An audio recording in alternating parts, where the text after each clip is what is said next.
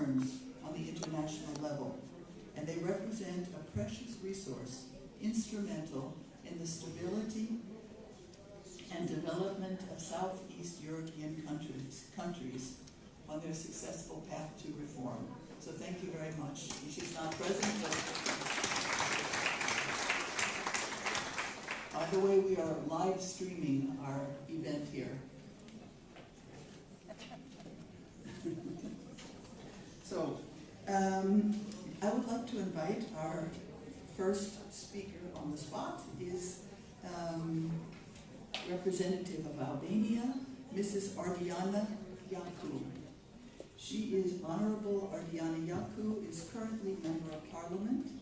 She previously served as Vice Minister of Health and Social Protection and as Regional Director of Social Services in Letsa City. Before being involved in politics, yeah, that's true. I have my order. Maybe I'm going to rerun there. I have my order wrong. No? Thank you. Thank you. Actually, before our first speaker at the podium, I'm very, very honored to invite up our Women's Federation International President.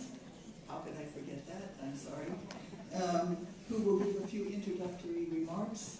Mrs. Julia Moon, President of the Women's Federation for World Peace International, President also of the Universal Cultural Foundation. She has been a career ballerina and manager of a ballet company, I think currently 2 different companies. She is currently Vice Chair of the Sunhawk Educational Foundation, and we are very, very happy and honored to welcome here on the stage Dr. Julia Moon.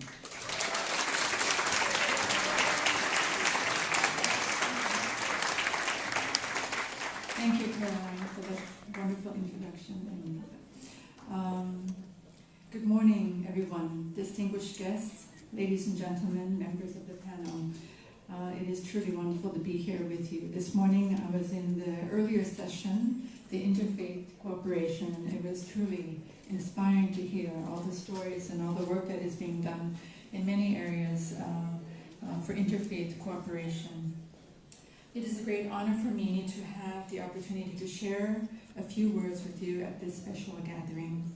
It is very significant that on this occasion of this summit, WFWP is holding this session with the theme, Women Together, Redefining Pathways to Peace, Reconciliation and Development, which broadly covers the focus of WFWPI's work being done all around the world. At a time when peace seems more and more of a distant dream, it can be rekindled when we remember that the key elements to secure peace and well-being in the greater world comes down to capacities of individuals and families to create peaceful environments in their local world. Women have been instrumental in both reconciliation and development. The power of women to empathize with others, to heal enmity through longing for a peaceful future for all children is very powerful. As aptly expressed by our WFWPI co-founder, Dr. Hak Ja Han Moon, history has been governed by the logic of power. But if we want to have peace, it is necessary to change the world through the logic of love. Through that wisdom, encouraged by talent, knowledge, experience, and courage, women can make the greatest contribution and discover innovative, cohesive, and sustainable pathways to peace. Women have suffered injustice and discrimination inordinately. In wars, they have had to bear the cross of widowhood or loss of their sons. These experiences have been very personal and painful, leading them to understand that in a war, there are no unscathed victors, just the tragic reality of common suffering that leaves deep scars. Reconciliation is about treating those wounds. In her speech in 2012 in the inauguration of the GWPN, our co-founder explained that the mission of this new project is creating a true family movement that emphasizes living for the sake of others, based on true love. and carried out in conjunction with education and universal values. War and conflict arise from selfish motives, designed to take others' land, others' possessions, or the like by force. On the other hand, peace arises from investing oneself for the sake of others, that is, giving based on true love. When a woman enters public life with qualities and talents she has cultivated at home, she brings with her a unique ability to understand the feeling of others and a very practical approach to problem solving. As women, we can make great strides if we employ our deepest qualities to influence changes in our society. And we saw this last night, beautiful examples at our Women of Excellence Awards banquet. I sincerely believe that the time has come for women to demonstrate these best qualities boldly and for the public good, uniting together to embrace the world with the heart of love and compassion. I want to express my thanks to those who have helped to put this program together. I hope that our discussions during this meeting will serve as the basis of our fruitful working together in the future. Thank you all for being with us this morning. May God bless you and your families. Thank you very much.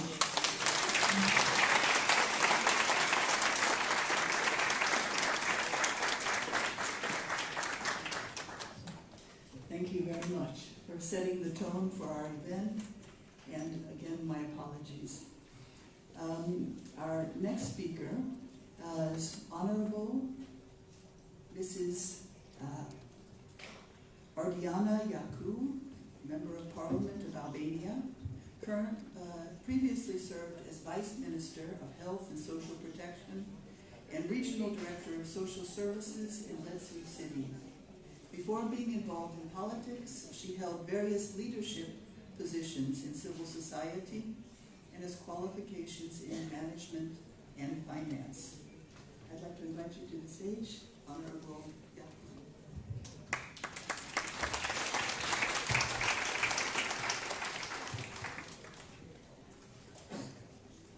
Të nderuar pjesëmarrës, më lejoni edhe në emrin tim t'ju uroj mirëseardhjen në Shqipëri, teksa lidhemi bashkë për të diskutuar për paqen, trajtimin dhe zhvillimin e qëndrueshëm, roli i gruas, fillimisht në familje e më pas në shoqëri, nuk mund të kuptohet nëse asaj nuk i jepen mundësitë barabarta. Një shoqëri e cila investon në arritjen e barazisë gjinore, jo vetëm që çon në përmirësimin e jetës së vajzave dhe grave, po dhe në transformimin pozitiv të mënyrës së jetuarit të djemve dhe burrave, duke ndikuar kështu në rritjen e vlerës së familjes si baza rreth së cilës zhvillohet e gjithë shoqëria.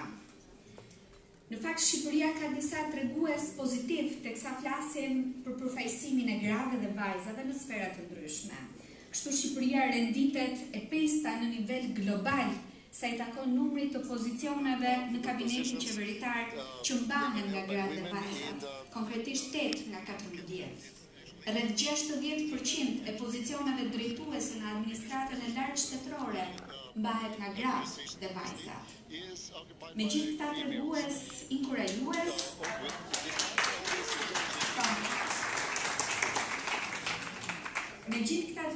inkurajues, sërish kemi ende shumë punë për të bërë, sa i takon 3 shtyllave kryesore për arritjen e barazisë gjinore: përfaqësimin, infrastrukturën dhe mentalitetin.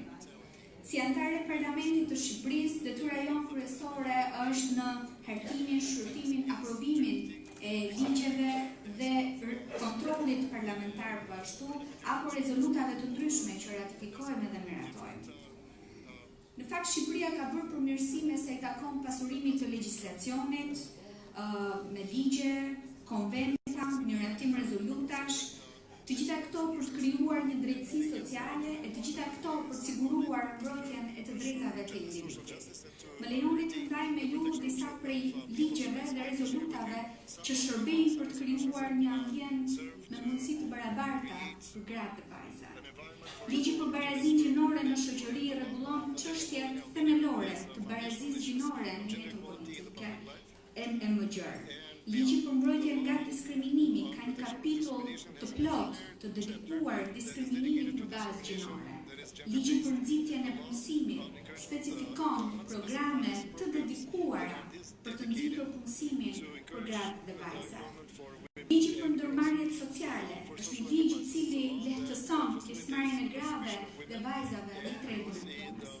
Ligji për asistencën sociale ka në themel mbështetjen financiare për familjet në nevojë, duke ia besuar këtë ndihmë ekonomike mirë administrimit të grave kryefamiliare.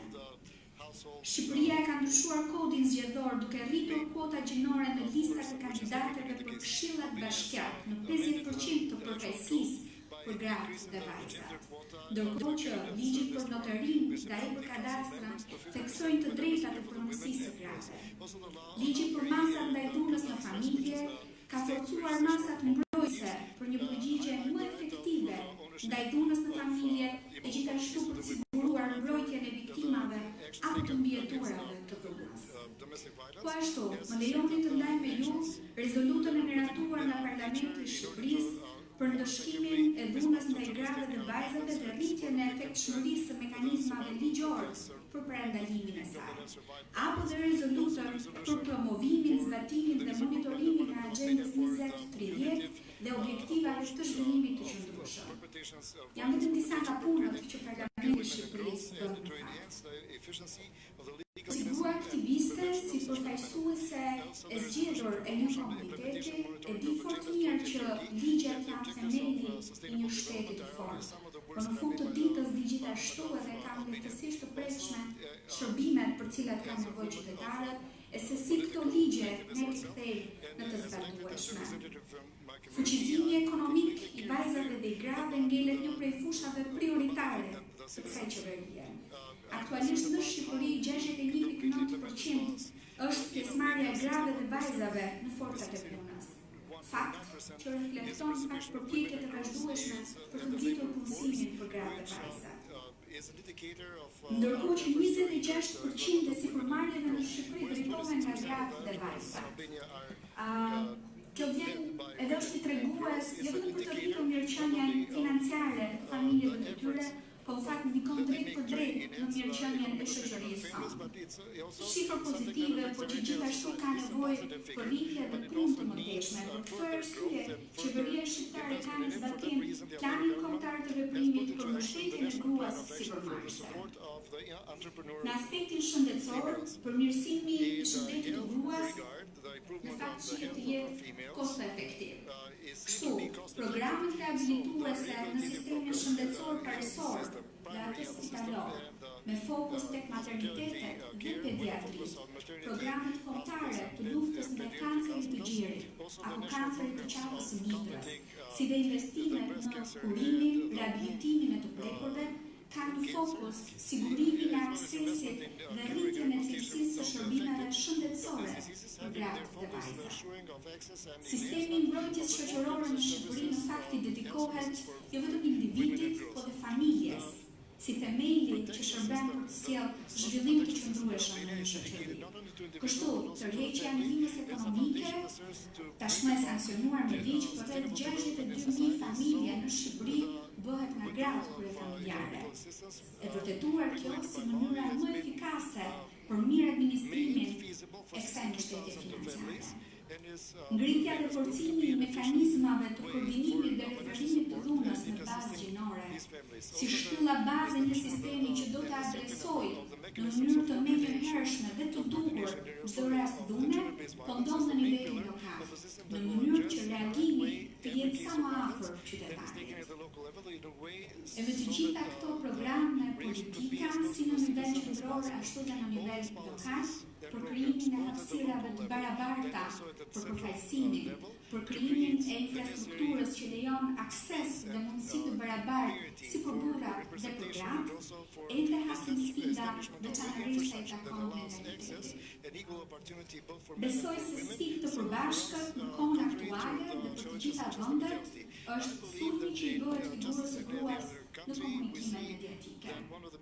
Profili një gruaje e veçanërisht atyre të përfshira politikisht është targeti i parapëqyer për sulmet seksiste dhe gjuhën e ashpër në mediat elektronike apo sociale, duke krijuar kështu një barierë të qëndrueshme të përfshirjes së grave dhe vajzave.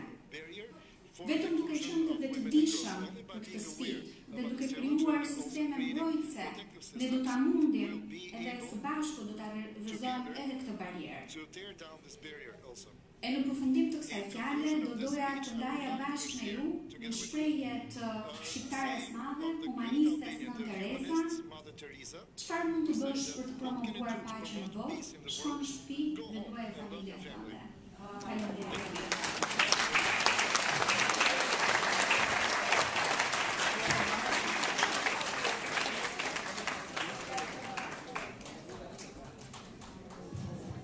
Thank you very much, Honorable Yaku, also for representing the Albanian Parliament with us today. She spoke of many exciting numbers and, the way that women have been able to access government and parliament here in this country. Kosovo is similar on this point, but I would say even more than the numbers is the quality of what they are bringing to their nation. Because Women's Federation for World Peace had events. We had an event in the parliament here in Albania 2 years ago, and also in Kosovo just a few months ago, half a year ago. And as I mentioned last night at our banquet, what I was so amazed, because I attend many meetings at the UN and in different institutions in further Western Europe, and I was amazed at the kind of things that they are concerned about. Not only all that you mentioned, but also there is the point of this relationship between men and women. For every woman that comes to power, probably one man has to step back. So do we care about that? Sometimes it looks like we don't care about that so much. But actually in both events that we had in here and in Kosovo, this was like, especially here, this was the main topic of one of our discussions. How do we give men the honor that they deserve? How do we give them the value that they deserve? Not only so we can work our way in, but so we can continue to work together with a non-aggressive kind of way, which is so important towards peace. So thank you very, very much. Our next speaker is Dr. Celine Gerhan. She is a neuroscientist and certified peak state therapist coming from Switzerland, where actually I didn't introduce myself, I think. My name is Carolyn Hanchin, and I am the Women's Federation for World Peace Director of the UN offices in Geneva, and also work as the Vice President of the UN NGO Committee on the Status of Women in Geneva, so I'm based there too. That was not because I assumed everybody knew me, I literally just forgot. But Dr. Celine Gerhan, we invited her. We know her from Geneva when Women's Federation had an event at the Human Rights Council on migrant women and mental health. And we invited her. I didn't know her before, but she came and she just stunned the audience, I would say. So I want to say just a few words about her. She is, as I said, neuroscientist, completed her degree in University of Lausanne Hospital University. She is exploring consciousness and human behaviors. Her willingness to explore consciousness and human behaviors brought her to work in a psychiatric institute and to experience alternative healing techniques such as mediation and hypnosis. Today, she specializes in relationship issues, self-esteem, stress management, and sexual abuse, and is working in the Sophia Health Center in Lausanne as a certified peak states therapist, which she will explain to us. So maybe the rest I'll let you explain. Huh? So please give her a warm welcome.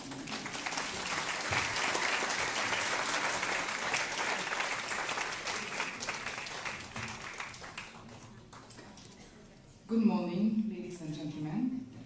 Thank you very much to be here.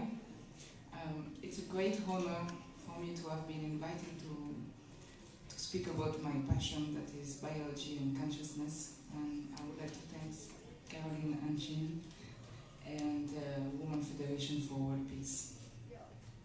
As a neuroscientist and a peak state therapist, I would like to share today my vision about how we can bring peace in the world by first taking care of the peace that we can feel inside us, and how trauma healing therapy, and more specifically peak state therapy, can be an efficient tool to make this peace inside us. First, I really think that we can make a relation between what is happening inside us, what we feel, and what we are going through, and what we are facing in our daily life with what is happening in the world. When I was a kid, I grew up with the news, watching the images of the Gulf War, and I was really shocked. I wanted to change something in the world. I was thinking how human being is not more wise, and how we cannot learn the lessons from the past and just not repeating the same mistakes. But actually I realize, if I'm honest, if I look at my life, and I think it's the same for all of us. In our relationship, there is also some aggressivity, jealousy, violence, intolerance. And my point is really that I cannot change nothing in the world but myself to transform those toxic relationships and all of this intolerance and respectful manner in some positive values. But this is not easy, actually. And I will try to give you some example of what we could do on an individual level. I would like to quote Mahatma Gandhi. We but mirror the world. All the tendencies present in the outer world are to be found in the world of our body. If we could change ourselves, the tendencies in the world would also change.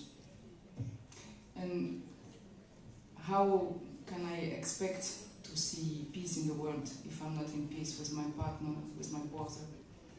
How can I dream about harmony if even different parts of myself are pulling me in different directions, wanting different things?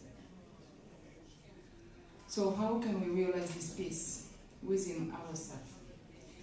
It's really this aim that motivated me to study human being at different levels, on the biological dimension, and body and mind, psychological, and also spiritual dimension. After my neuroscience studies, as Caroline said, I've been working in a psychiatric institute, and in parallel I was practicing meditation because I realized I need to know more about our psyche, where we come from, why we behave the way we do, and to understand that what is hidden in our unconsciousness, because as we know, 90% of our decisions and our behaviors, they are led by our unconscious programs. So what is behind there?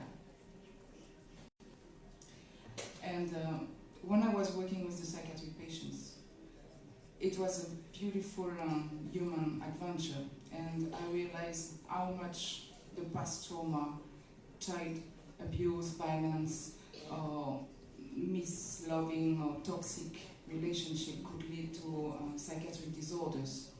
And I think we know this now in psychology for many years, for decades, and more recently, biologists start to understand what is happening inside the biology when we are talking about trauma. Okay, I've been too fast. Actually, this is a study that was led in Geneva by the Professor Giacobino. And what she has shown is that when people are going through trauma like sexual or physical abuse, there is some little marks. It's what we call epigenetic marks. And she is talking about the scar in the DNA. And there is an increase of those scars depending on the numbers and the severity of abuse. And something that is really even more amazing is that she has shown that there is a transmission to the generation. Then we can understand we are not just the result of our life, our education, and what we went through in life, but we are also the result of what our ancestors went through.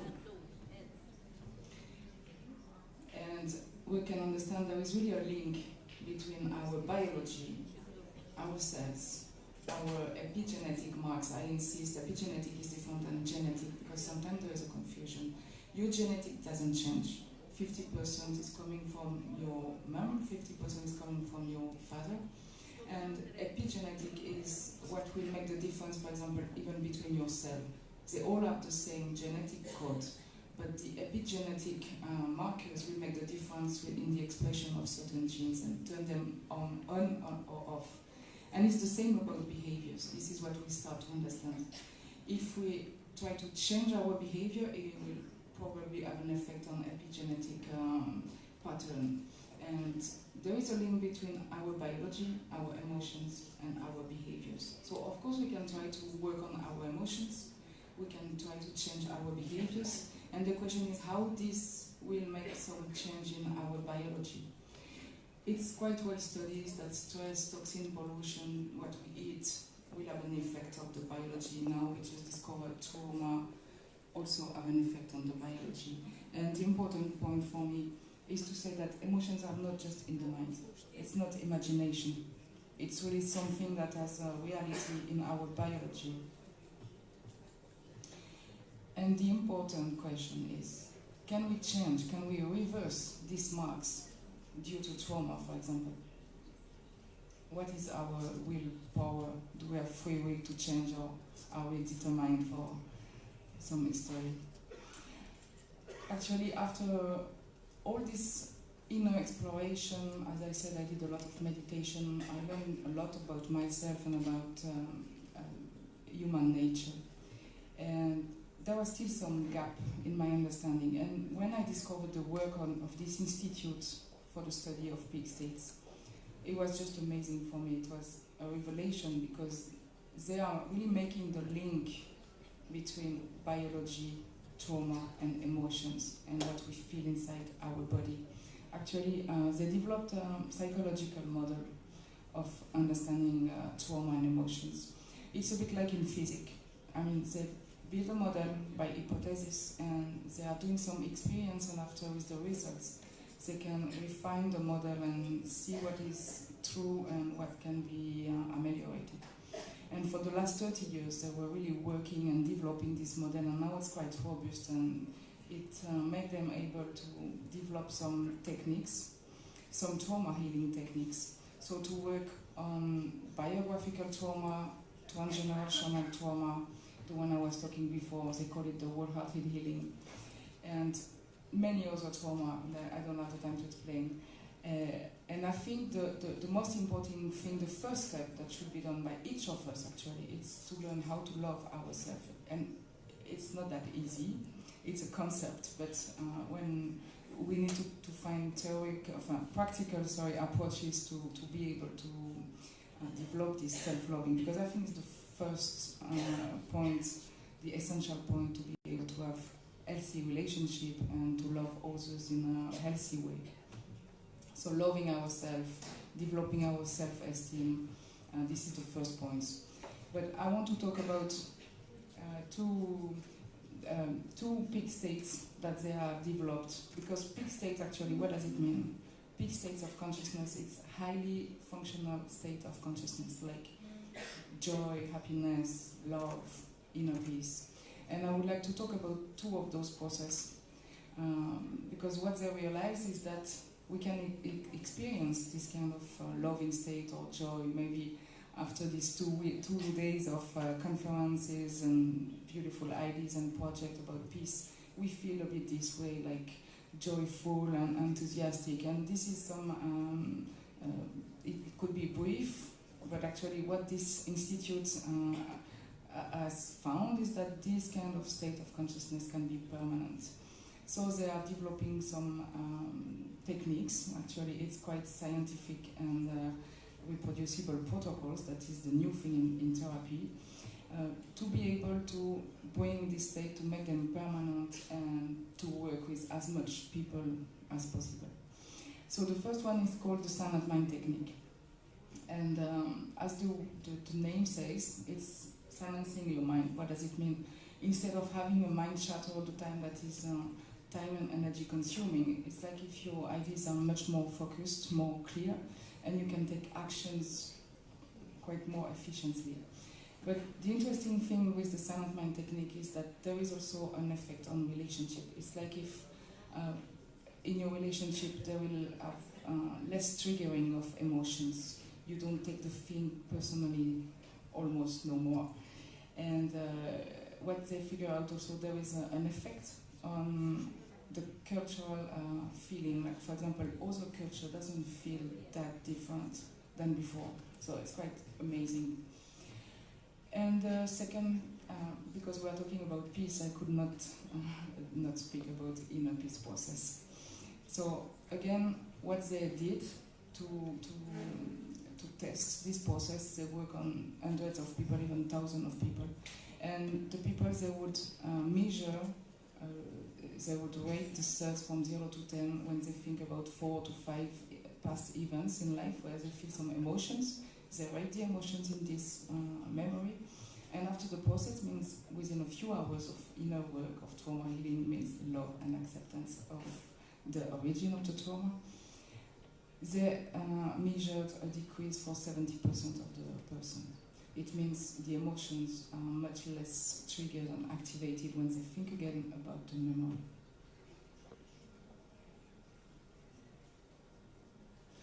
Just to conclude, I really hope that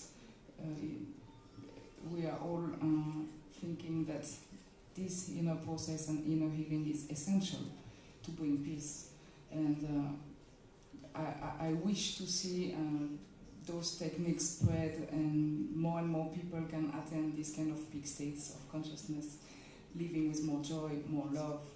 And I'm quite convinced, as we said in many talks, that if we find the peace inside us, if we find the love, then of course we can extend this love in our family and in our community and in the nation and of course between the nations.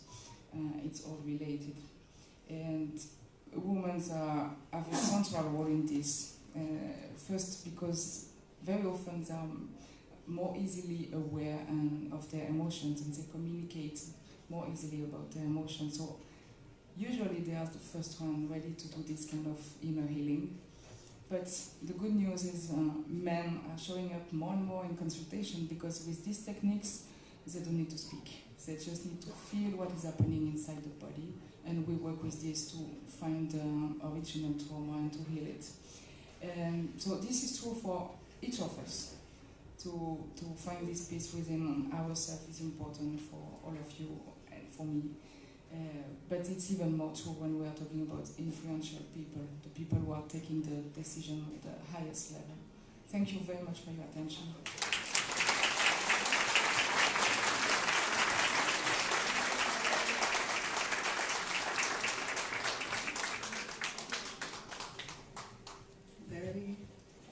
More than interesting, actually, very exciting.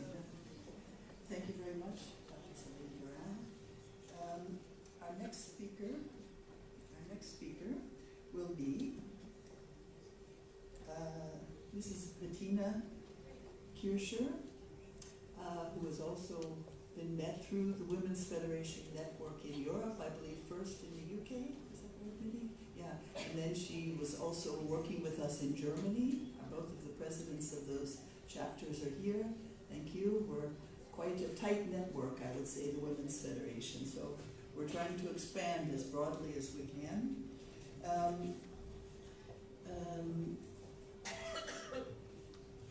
Bettina is a lecturer at Helmut Schmidt University in Hamburg.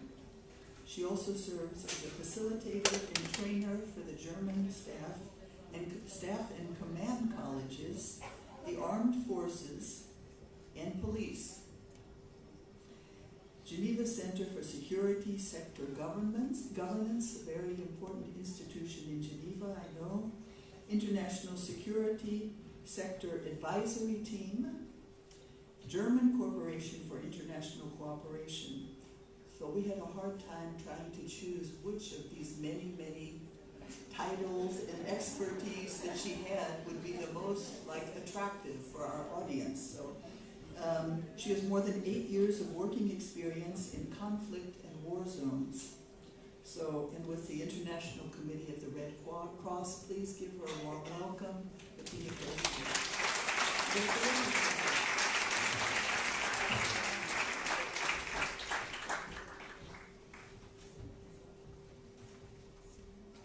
Can I see the picture? Yeah, I know, it's okay. All right. Thanks, Caroline, for the introduction.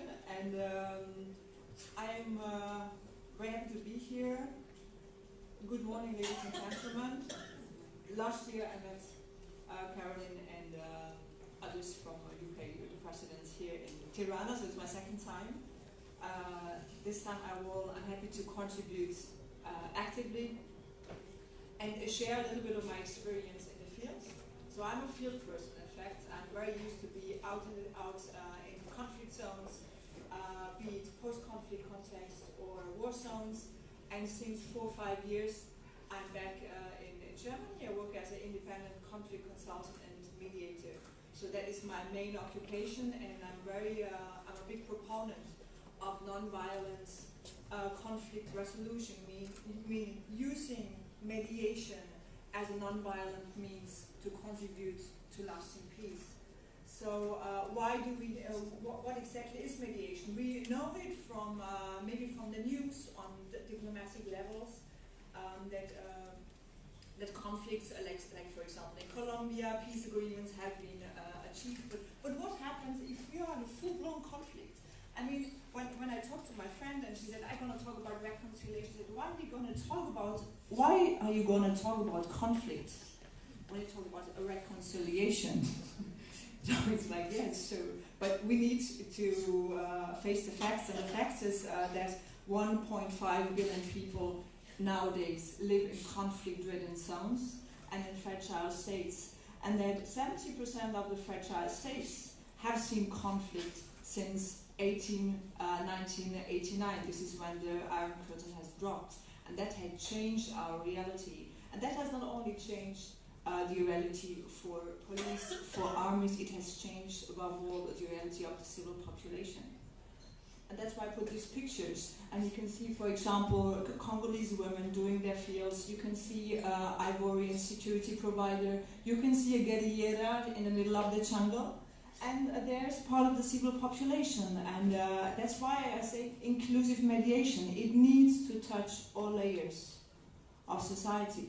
Be involved in a conflict or not. So that is decisive. The other thing is basic governance transformation in countries where we apply, in fact, processes. So it's not a one-off conversation. It's not a one-off, we'll have a conversation. It's a process. It is a long-lasting process, like it could take 20 years, it could take 30 years, because it is based on values. It's based on norms and values, and it implies societal change, right? So why do we do mediation? It contributes to post-conflict stabilization so that economic and also political development can take place. So the Center for Humanitarian Dialogue, it's also an institute in Geneva, and have stated in their newsletter, in their recent newsletter, that armed conflict between the year 85 and until 2015, 75% of these conflicts have been able to resolve. There have been dialogues, there have been mediations, instead of using armed forces. So that is encouraging numbers, but nevertheless it doesn't mean that we need to wait for post-conflict context to make things change. I want to give some examples from my experiences in the field. And I want to start with referring to what I said before, that the nature of war and the nature of conflict has changed. So it is not a civil population that is affected. Sorry. And according to the ICRC, 90% of the people affected in wars, it's not our soldiers, it is a civil population.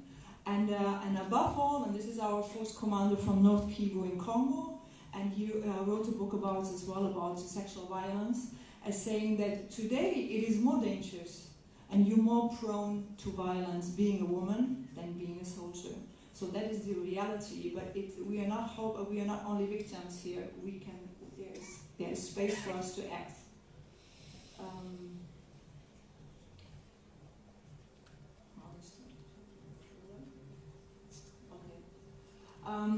When I say that women, yes, it is true. Women, if we talk about the context, because everything is context related. When I was in Democratic Republic of Congo, for example, in the North Kivu. Women, to 90%, are prone to sexual violence. But what about boys? Young boys, they are recruited by force, by militias, by guerrillas, and they are also victim of violence. Meaning,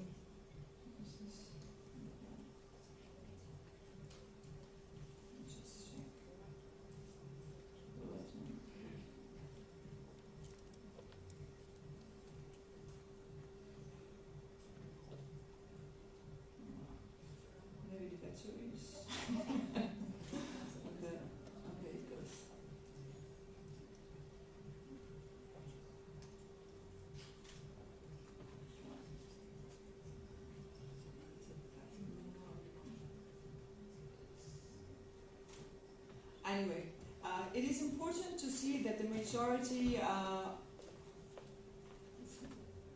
so men and young boys do also suffer from violence. Meaning, why? Because they are, especially in war zones and in conflict zones, they carry a certain role. So their masculinity is related, for example, to carrying a weapon. So with gender roles, that can be a problem.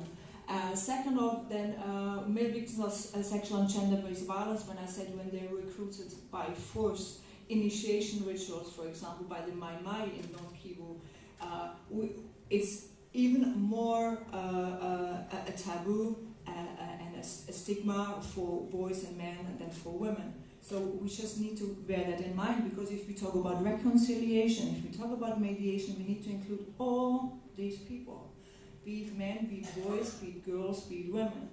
So traditional roles of men replace, especially in the Balkans as well. Balkan has suffered conflict for a long time, and if men after war or during war cannot fulfill the traditional roles as breadwinners, they are inclined, the risk of using weapons or to increasing violence, let's say violence at home, is very high. So can you continue with, okay, the last one? Right. I said most process, if we talk about United Nations peacekeeping operations, if we talk about EU missions, we talk about post-conflict context. Now, in Colombia, I've been delegated by the International Red Cross. It was my first mission, and I was sent into the jungle, and I said, go and make contact with the guerrilla. Go and make contact with the Fuerzas Armadas Revolucionarias de Colombia. Okay. So I went for it. And this is like it's a full-blown conflict. We are in the year 2005, and at that moment you don't realize that actually you do mediation or you do negotiation. You just try to use your common sense. You try to be as culturally sensitive as possible, and you try to touch all layers. So you would negotiate with the armed forces, which is the official governmental forces, and you can see them here. This is what we do. We visited them, we talked with them, and on a neutral basis and also confidential basis. I couldn't couldn't add any pictures from the FARC, otherwise they wouldn't be here. They would have taken me away, so absolutely no way of taking any pictures. But this is one of a very rare pictures. It was taken by Agence France Presse, en fait. So it was not meant to be published, but I asked for it because if it had been published, our neutrality would have been compromised. So what we do here is like negotiations in a sense of sensitization of the protection of IHL, international humanitarian law and human rights. At that part, and you can see us here in the in the mountains, you have an area which is occupied by the guerrilla, by the Fuerzas Armadas de Colombia, and you have governmental forces which are based there. So the negotiation and mediation, as we know, it's not like we would sit on a table. No, I could not even call the FARC. So I had to talk first to the governmental forces, like which are here, and here, somewhere here, the guerrilla. And then I would need to stay for weeks in the jungle to be able to talk to the FARC commander, and after that to the population, to find out first of all the population what is going on, where do we have any breach of human rights, and then with this commander, with Colonel Lopez here, we like regular checkups. And the good news is that during the 1 year of cooperation with him, there was not one case of unlawful killing. Why was that? Because he said, oh, Bettina, I would be so embarrassed if you come with one of these interventions, you would prevent it to the ministry, because one of my troops, they would have shot someone. So during 1 year, there was no unlawful killing, so that isn't a success. What did we do with the FARC? With the FARC, it's like the most important thing is how to get the green lights to get into their zones. And why? Because the civil population is completely limited. Our state institutions have withdrew, and so there is no access to school, education, health services. So my job was to get the green lights, so we would, the ICRC team would be able to make an evaluation of the humanitarian situation. And this is when I said it's like weeks and months we stayed in the jungle, and I was always saying, yeah, I wish I could see a jaguar, and then my fielder would say, no, I don't, you don't want to see a jaguar. It's like these small memories that come up when I talk about it. So at the end, it was like after 3 months, it was 3 weeks with the civil population, and then camping and go on off to our base. And I virtually had the FARC commander, and he was like standing there like a documentary of Che Guevara, like fully dressed military form. It was full with backpacks, standing there like this. And I was like, okay, now let's talk next to the coca plantains, and it was really adventure. And my team, my local team, they had the Red Cross banner above their heads because they thought, shit, we're gonna be, they're gonna attack us.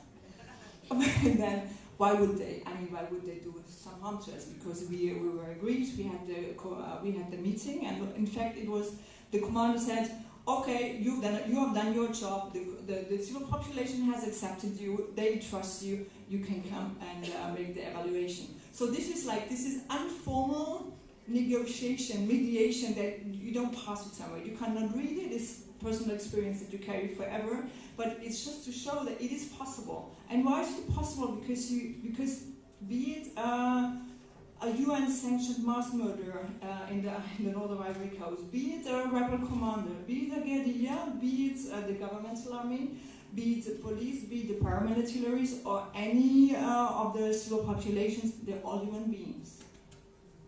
And they have families, they have feelings, they have experiences. So we need to look for the access to this person, and not to the role of the person, right? And not the banner that is. Okay, we need to continue a little bit.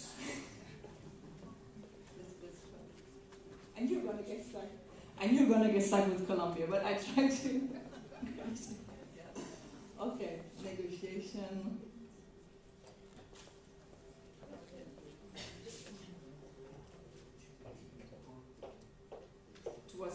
Okay.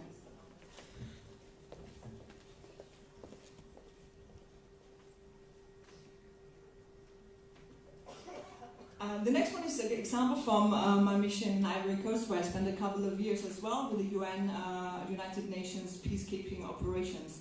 That was after the post-conflict violence, when the after the presidential elections. So the idea is, I mean, if we talk about reconciliation, post-conflict development, it is also about social cohesion. I've heard that yesterday in one of the panels, and I think it's an important concept, which is to be reached if you include communities, if you are at the heart of communities.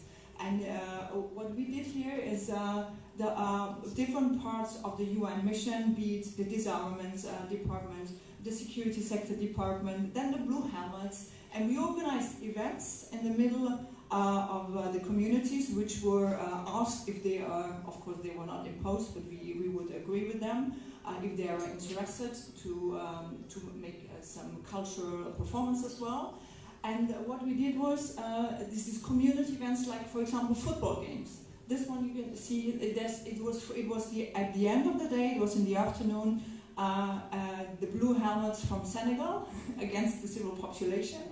And there you see an event also in Yamoussoukro, which is in the center of Ivory Coast, where they have a football game of the youngsters.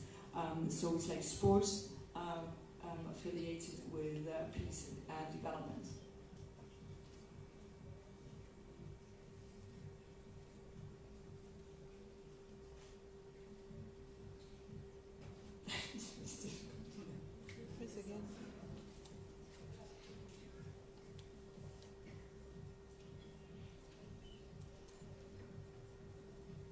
I mentioned before reconciliation measures is normally part of a process for peacekeeping operations, be it by the UN, be it by the EU or the OSCE as well. And it is what is absolutely necessary is economic development. It's not only to open their hearts, but it's like to be able to have a sustainable livelihood. And that's why we did develop income-generating projects, and they call it like either community violence, because access to land is very often a root of conflict. Access to land, possession of land, ethnic disputes as well, and creating a common vision, creating a common goal, and creating an income can soothe down hatred and bring communities together.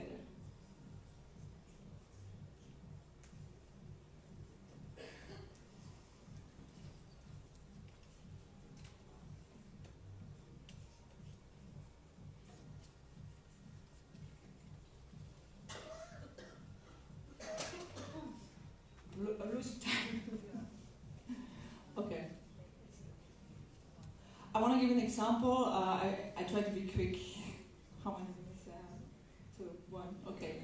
I'd like to give an example because when we do our lectures and our trainings, we always have practitioners from the field, be it soldiers, be it police or civilian experts. And I had one participant, he was from Rwanda, and he gave a presentation as well, and he talked about how transitional justice and locally based, community-based truth and reconciliation commissions are organized in Rwanda. And he said, you probably were with the Gacaca courts, which are transitional justice on community-based courts, which were installed after the genocide in Rwanda. And these Abunzi courts are, until today, are practiced, and women play an important part as mediators. They get a proper education, they learn that what is important with mediation, it's not to focus on positions, it's to focus on interests, on priorities, to find a common goal, for example. And so in these committees, there's like, they are composed 30% by women.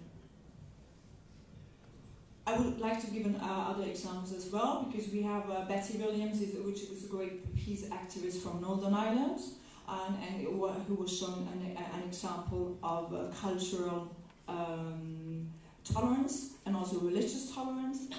Desmond Tutu, and also the first lady from the ex-Afghan president, who said like, and this confirms my conviction is like you talking to your friends is easy, but talking to your enemies can open hearts as well and can bring people together and can save above all life. So the most important thing, and I finish with that, the most important thing is if it's not the inner silence or the inner peace, it is to read in between the lines. It's to sense what is not being said. Like, I just remember one occasion when we were in South Sudan having a coordination meeting with the Ministry of Interior, and during all the time all donors were talking. Everyone was talking and making presentations and suggestions, and the only person, the person who was in fact in charge of the decision, the Ministry of Interior, he didn't say anything. So there's a message here, and we need to get it, and we need to listen to what is not being said. It is our inner attitude, our tolerance towards others, and I finish with that, reconciliation begins with ourselves. And for example, when I listened to Celine's speech, I'm myself a survivor of violence, of a suicide attack in Djibouti, and reconciliation is also to understand, maybe not to understand why this happens, but not to let yourself polluted by hatred and search for inner peace. And this is not a one-off task, it's a lifelong process. So, thank you for that.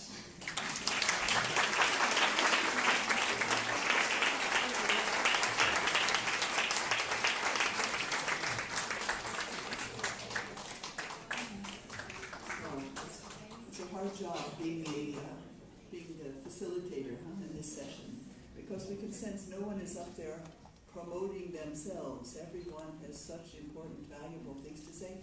And I really wish that we would give Bettina, who is one of those quiet heroines, who has so much to say and has had so many experiences, but maybe has not received so much appreciation. She's not up on the presidential, stage. So please, let's give a really big applause.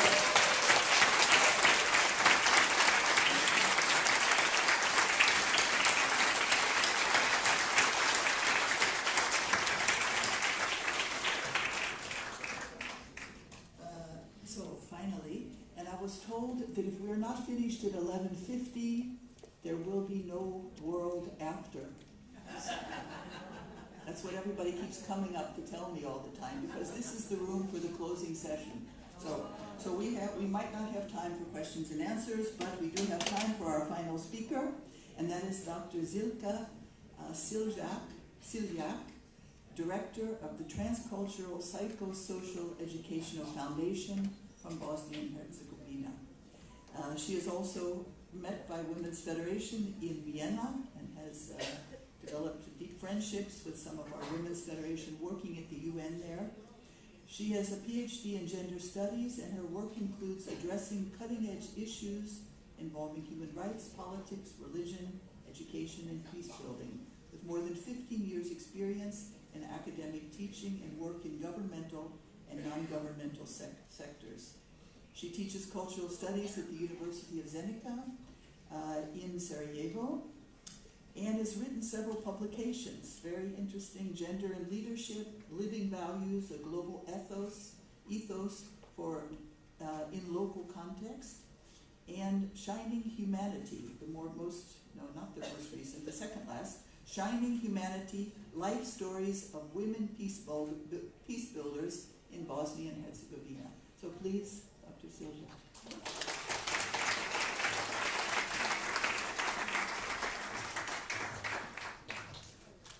Thank you. It's really a challenge for me to speak after these two colleagues who brought really interesting examples of epigenetics and how to mediate peace between governmental forces and guerrillas. So it's hard to bring anything interesting after that, but I'm going to try, and thank you for being patient. It's not easy to put it up with the last speaker. I want to thank you all, and especially to Women Peace Federation and the Circle of Women in Vienna, and our hosts in Tirana, and also Carolyn. And as gender studies scholar and activist, and also a very important part of my identity, Muslim feminist, I've been working for a long time and in the Balkans for peace building. And for me, the concept of relational dialogue between religious and non-religious perspective, between academic and activist, governmental and non-governmental is crucial. So today, I'm going to tell you a bit about the power of women when we couple peace and economic development in the local context. So when we speak about peace and development, we usually think about peace in negative terms, the absence of war or conflict. But we probably all know what Norwegian scholar Johan Galtung defined a long time ago, that it is not enough to have negative peace. We need positive peace, which means developing infrastructure and, most importantly, to develop human relations, to build and rebuild broken relationships. However, we also need to think about women, because their decision-making capacities in peace and security and development has been largely hindered due to structural, cultural, and historical barriers. So why talk about women, peace, and development? I'm going briefly to bring you 5 reasons. First, women are affected by the war and conflict and post-war recovery in different ways than men. Women are mostly collateral damage. We heard that men also experience sexual violence, but in most of the cases, over 90%, women are collateral damage and they experience sexual violence. Second reason is women are socialized to take care, to cultivate relationships as mothers, and they always put the interests of their children and family as a priority. Third, due to their socialization and motherhood, women have capacity, as Jean-Paul Lederer explained in his amazing book, Moral Imagination, to imagine and give birth to peace and reconciliation, making local web networks and reaching hearts of the people, which is crucial for reconciliation. And I also would add to this Sarah Rudick's concept of maternal thinking and her book, Maternal Thinking Towards Peace Politics, because she proposed to extend this concept to everyone. Not all women are mothers, and not all mothers are good mothers. And she proposed to extend this concept of care and responsibility to all of us, both men and women. And fourth reason is that women usually build peace in local communities and men negotiate the peace around negotiation tables. And we have so many examples all around the world, including the Balkans. And fifth, if we look that today's ratio of ownership, it's up to 10% of the world's wealth is in women's hands, only 10% in 21st century. So these are just some of the reasons why we still need to speak about women, peace, and development. When it comes to the Balkan, I'm proud to say that I was working with wonderful women there, because they had courage to stand for their neighbors and friends in the dark of war destruction, and to challenge the post-war nationalistic rhetoric and politics. After the war in the Balkans, women were the first one to cross ethnic borders in the Balkan countries, but also within the country between 3 major ethnic groups. They made first steps to reconciliation, and they didn't wait for the other side to make the first steps, because they were able to imagine peace behind the visible horizon of divisions, hatred, and destruction. And why? Because their priority were their children and families. Because they were thinking what life their children will be having in these communities once they return. These women contributed to reconciliation, but their contribution is not visible. Therefore, as woman and feminist, I consider recording women's achievements as feminist act, and I really like what Women's Peace Federation is doing, honoring women achievements, acknowledging their work, and making their contribution to peace visible. This is really important. So now I will bring you one of the examples and the model how we can couple peace and economic development. In the post-war context of Bosnia and Herzegovina, we had so many troubles, but one of them happened in 2014, huge flood in Bosnia, Serbia, and Croatia. And then we decided to intervene in 3 communities with majority of population from 3 ethnic groups, Serbs, Bosniak, and Croatians. The only condition for these women was to work together across ethnic lines. It was hard, but this was not the biggest challenge. We had challenges to get local authorities on our side. We also had challenge to include women who didn't have ownership of the property. Their farms were property of their husbands and then the fathers-in-laws. But the biggest challenge was not that. Eventually we got support from local governments. They reduced taxes for 3 years for these women when they started their businesses. And we also overcome the ownership issue. We negotiated that with their husbands and fathers-in-laws. The biggest challenge for these women, can you imagine what was it? Self-confidence. After a year of education and preparation, when they were ready to receive grants and to start businesses, 60 women were sitting and started saying, no, I'm not sure, I do not know, I'm not able. So they were not sure that they were able to do it. And then I intervened. I realized that someone needed to tell them that they can.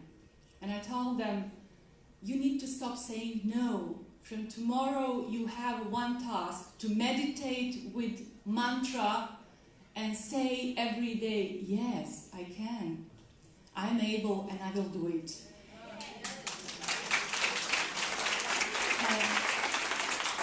And I think all of us should do that mantra from time to time and remind ourselves on that. And on the closing conference, when they were speaking about the success of their projects and what they have done, they emphasized that moment. That was the decisive moment for all of them to continue.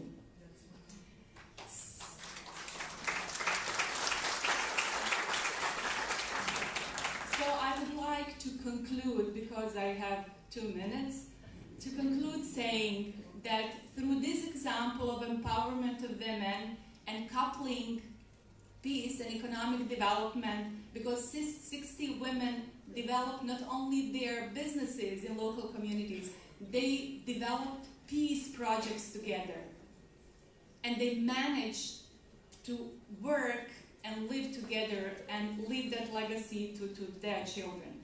So it's important to couple peace and economic development, because if we will empower women economically and not include peace dimension, we will miss an opportunity to build sensitized individuals for community needs and development. If we will just promote peace without viable economic support and development, women will eventually get tired, and peace will remain just a nice narrative and doesn't yield concrete results. So we need to change something in our strategies.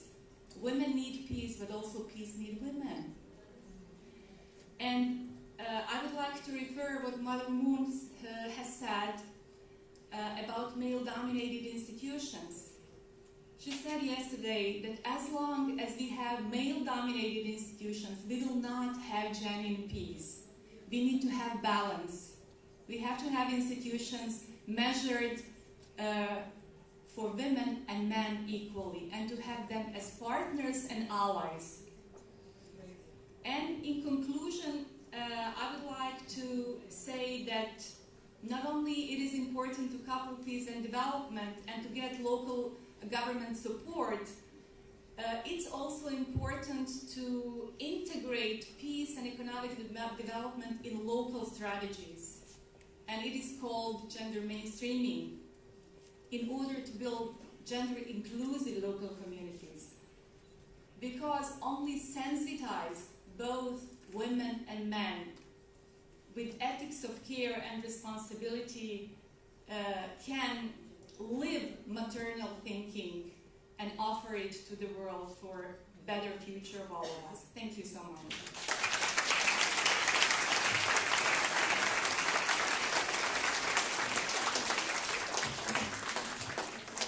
Okay, thank you so much.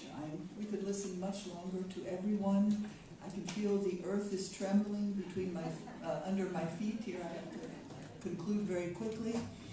I just want to say that we can feel in this region there is much that women and Women's Federation and solidarity with other women's organizations can do in the area of peace building, reconciliation, development.